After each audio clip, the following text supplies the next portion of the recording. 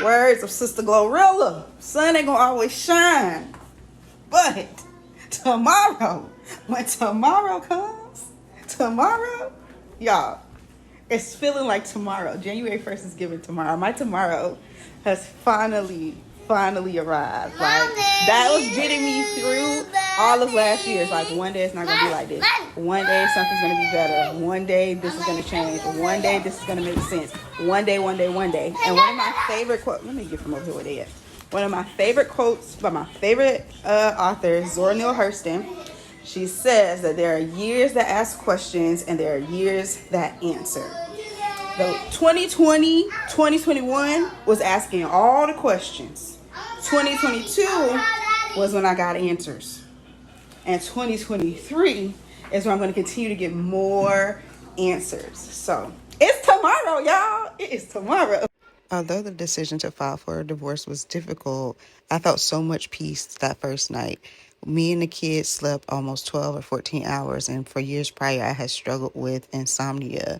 And when I talk about there are years that ask questions and there are years that answer, in the years 2020 through 2022, I have been asking all the questions, asking for what I needed, asking to go to marital counseling, asking the person if they were happy, and we just could not reach a solution. When I say the year 2022 was the year of answers, it was the first time that all the things on my vision board was coming to life. For the first time, we weren't moving. For the first time, we wasn't expecting a child. For the first time, we weren't experiencing a job loss or a career pivot or some kind of big change. And so we were stable. And to be finally stable and not be able to get on the same page, it was like a light bulb moment that this was not my person. Today is January 26, 2023, and I am documenting divorce stuff again. This process is freaking ridiculous. It is way harder to get unmarried than it was to get married.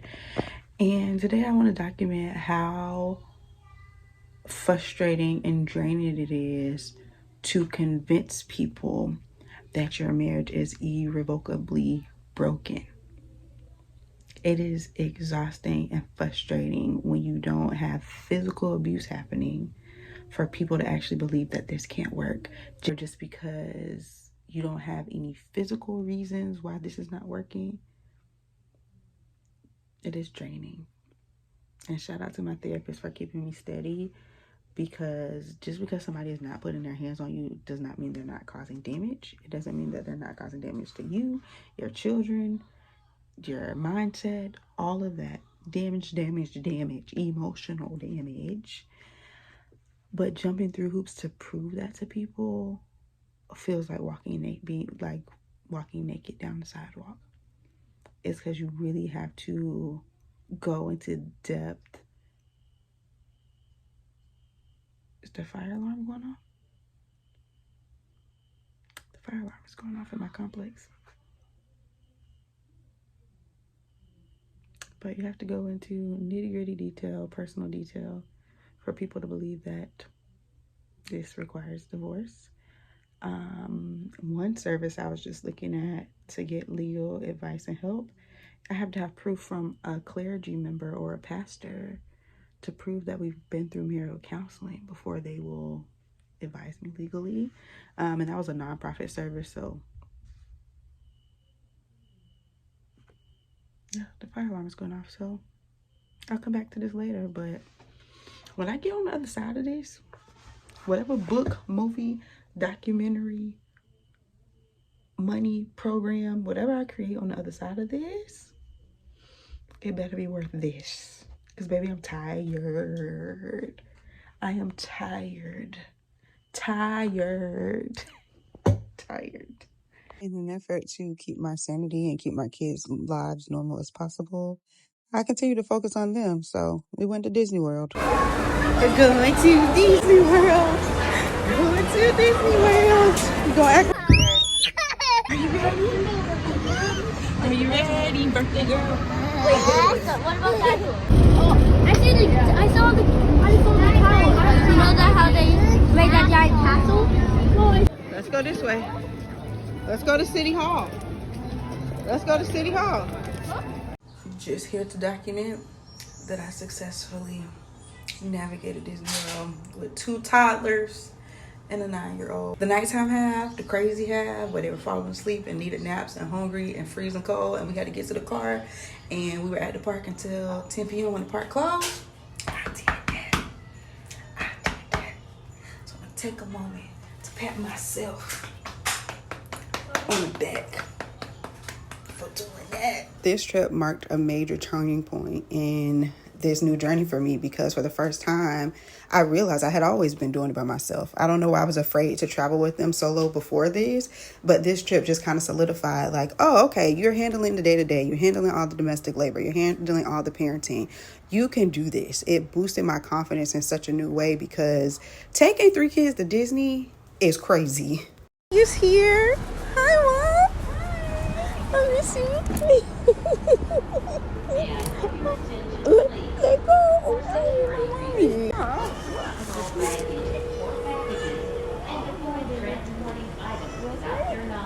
No.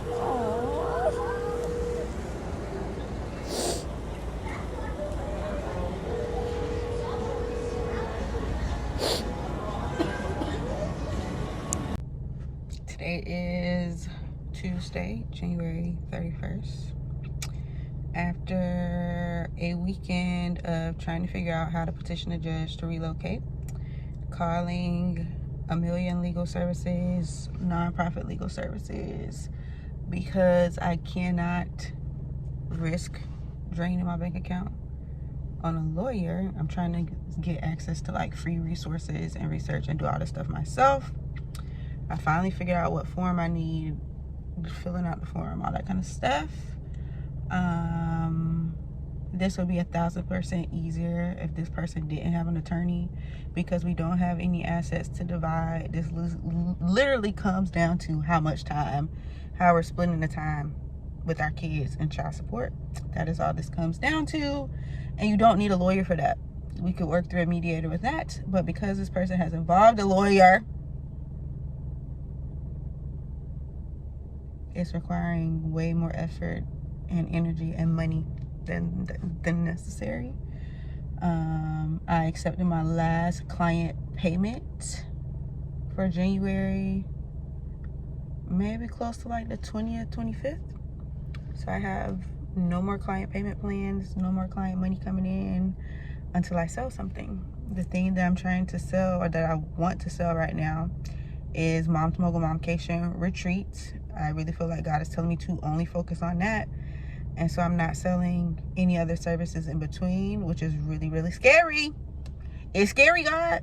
It is very scary. I'm not selling anything right now. I have nothing coming in.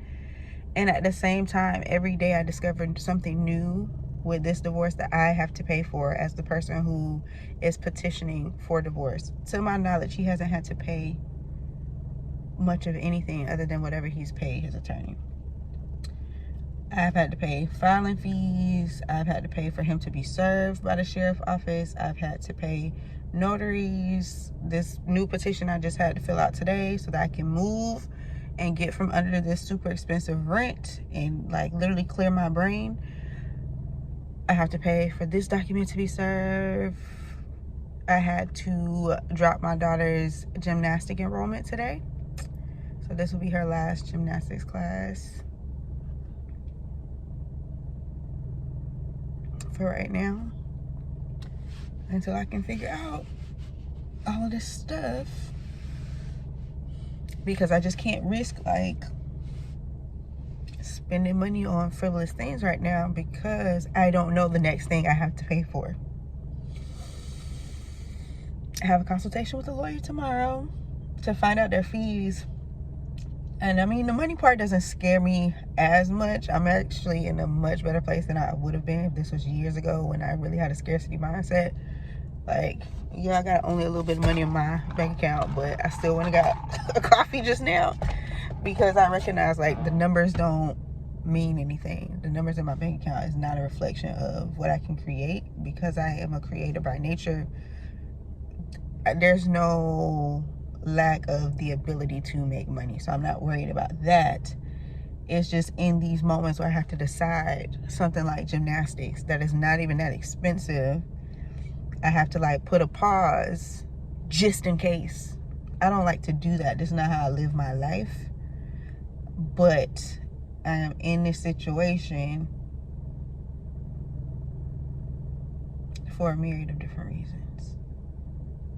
And so again, like I keep saying, whatever program, conference, whatever I teach on the other side of this is about to set so many people free, because the way God is gracefully breaking me through this situation, the way I am learning my lesson, the way that I am only dependent on him at this point,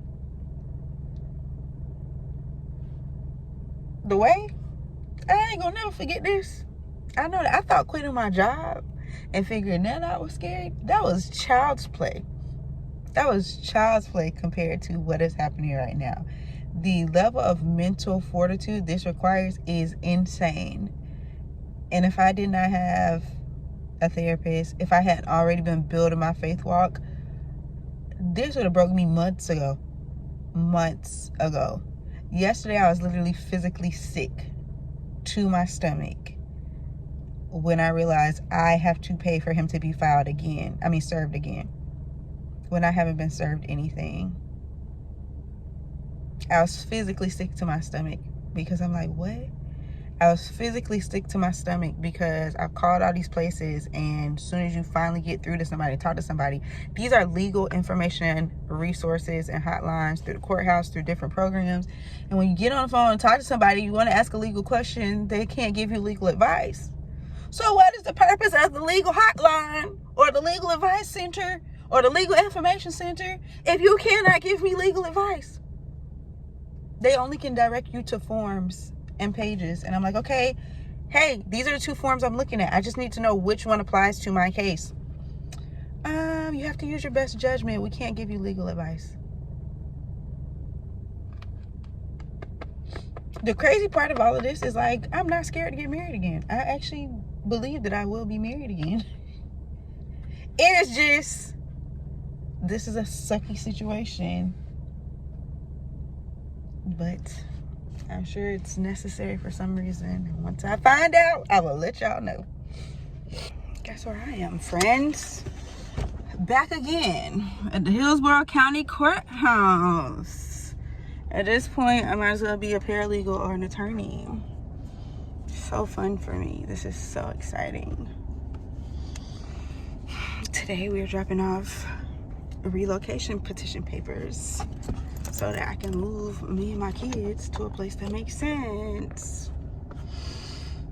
Pray my strength in the Lord, saints. Pray my strength in the Lord. Matter of fact, go ahead and pray with the courthouse. So once you open a divorce case, in order to move out of the city or area that you're in, you have to file a petition to relocate. I didn't know that when I originally filed for divorce. And so I was trying to move from Tampa, where I was living with my ex and where most of his family lived. And I was trying to relocate to my hometown. That way I would have help with the children, but also a chance to breathe financially. I could move in with a family member and pay way less rent. Okay, it is February 2nd, 2023. More money spent. Let's see, $5 to $10 on parking. I don't even remember, because the app makes you pay for a minimum of like an hour and a half, 2 hours of parking, even though the appointments only take like 20-30 minutes. So there's that. I had to pay a summons fee today, which I wasn't expecting. Then I have to go to the sheriff's office in his county and pay $40 for them to serve again. So up to this point, I think I've spent in money probably close to between $1,700 and $2,000 without involving any lawyers yet. That doesn't count the time wasted. Thank God my mom is here to watch my kids, because I literally have to run to the courthouse every 2 weeks. So gas and emotional distress, but we made it. What's crazy is, or not what's great is, and I think this is a wink from God, is I have really great interactions with these people at the courthouse. Like, I worked at the courthouse. I used to teach classes at the courthouse in Jacksonville when I was like in my early 20s, and the courthouse just wasn't that fun of a place to be around because everybody's like super serious. It's a lot going on. Here, they always make it a pleasant experience. I've never had a long wait. I've never had anybody with an attitude. People are really helpful in person. Now, on the phone, good luck. On the phone, good luck talking to a person. In person, though, the clerks here are really nice. The security is really nice. The people that I've, been around a couple times I've had to come up here is nice. So that's been good. God always sends me a good, breath of fresh air when I do have to go in here. I'm glad I came today. I almost waited and was like, you know what? Since I know I'm going to have to drive a far distance both times, I'm going to just wait and do all of it tomorrow. And I was like, girl, that's not smart. So I literally got here 45 minutes before the courthouse closed. I filed what I needed to file. Tomorrow I have to make a 45-minute drive to the sheriff's office to submit these summons. Thank God I don't have a job or anything. I don't remember if I said this in the last clip or not, but the amount of women, every time I come to this clerk's office, that say congratulations for filing for divorce, without even knowing all of the details of my case, is an indicator that we need to get more real about preparing young women for entering into marriage. Stop asking people in their 20s and 30s, when y'all having kids, when you gonna get married, when you gonna get settled down. It ain't that much of a win for us. And so the amount of women, I would say over the age of 40, who congratulate me anytime I mention divorce, says something about what marriage really is for women. And these are women of all races, all ethnicities, saying congratulations for making a choice for you. I'm appreciating all the enormous support that I'm getting on this rebuild series. It sounds like many of you are also married single moms and contemplating divorce. If that happens to be your story, I created the Married Single Mom and Divorcing Mom Blueprint to help you navigate this process. As you can see in this vlog, I learned a lot of hard lessons, and I want to help other women avoid some of the side steps. And so a large part of that is building your faith, rebuilding your identity, and finding ways to navigate this process with clarity. And so if that is something that you could benefit from, definitely visit the link in the description to learn more about this workshop that takes you through all of those steps.